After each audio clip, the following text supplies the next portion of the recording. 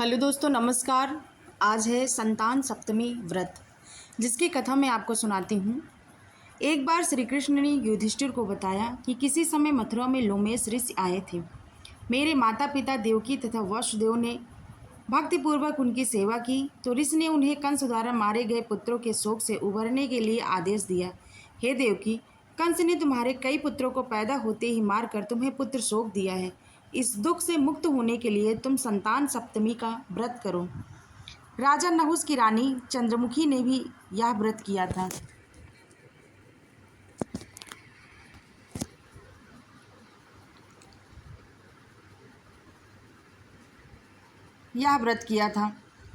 राजा नहुस की रानी चंद्रमुखी ने भी यह व्रत किया था। तब उसके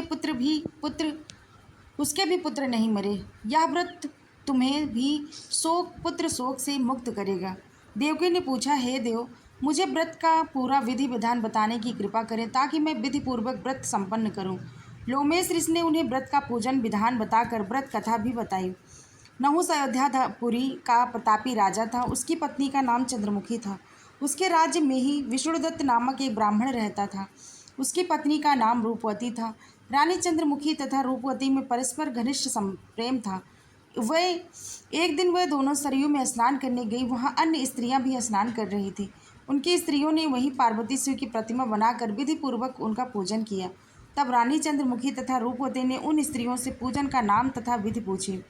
उन स्त्रियों में से एक ने बताया, हमने पार्वती सहित शिव की पूजा की है। भगवान शिव का डोरा बांधकर हमने संकल्प लिया है कि जब तक जीवित रहेंगी तब तक यह व्रत करती रहेंगी। यह मुक्ताभरण व्रत सुख तथा संतान देने वाला व्रत है। उस व्रत की बात सुनकर उन दोनों सखियों ने भी जीवन पर्यंत इस व्रत को करने का संकल्प करके शिव जी के नाम का डोरा बांध लिया, किंतु घर पहुंचने पर वे संकल्प भूल गई।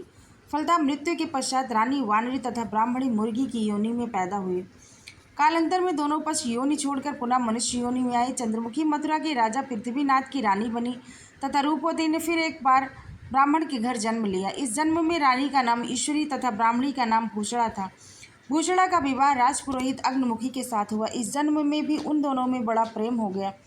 व्रत भूलने के कारण ही रानी इस जन्म में भी संतान सुख से वंचित रही।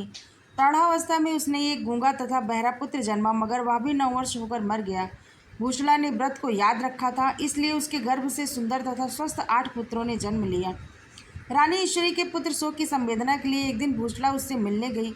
उसे देखते ही रानी के मन में डाह पैदा हुई। उसने भूषणा को विदा करके उसके पुत्रों को भोजन के लिए बुलाया और भोजन में विष मिला दिया, परंतु भूषणा के व्रत के प्रभाव से उनका बाल भी बांका न हुआ।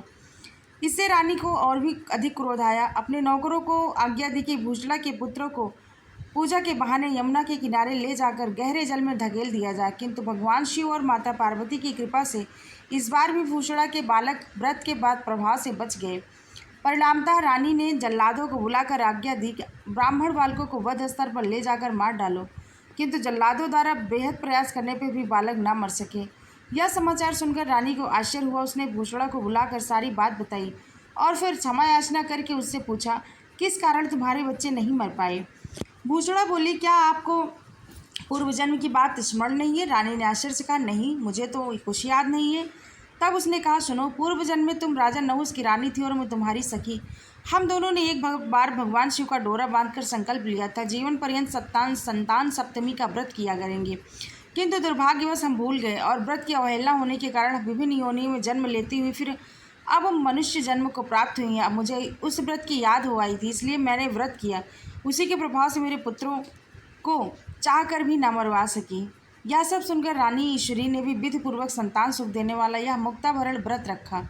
तब व्रत के प्रभाव से रानी पुनः गर्भवती हुई और एक सुंदर बालक को जन्म दिया। उसी समय से पुत्र प्राप्ति और संतान की रक्षा के लिए यह व्रत प्रचलित है। दोस्तों, यह संतान सप्तमी का व्रत है, जो कि आज 27 जुलाई को है और 28 को सुबह जो इसकी पूजा होती है वो वाला व्रत है। यह कहानी सुनकर आपको कैसा लगा? अच्छा लगा हो तो प्लीज़ लाइक सब्सक्राइब करिएगा। धन्यवाद।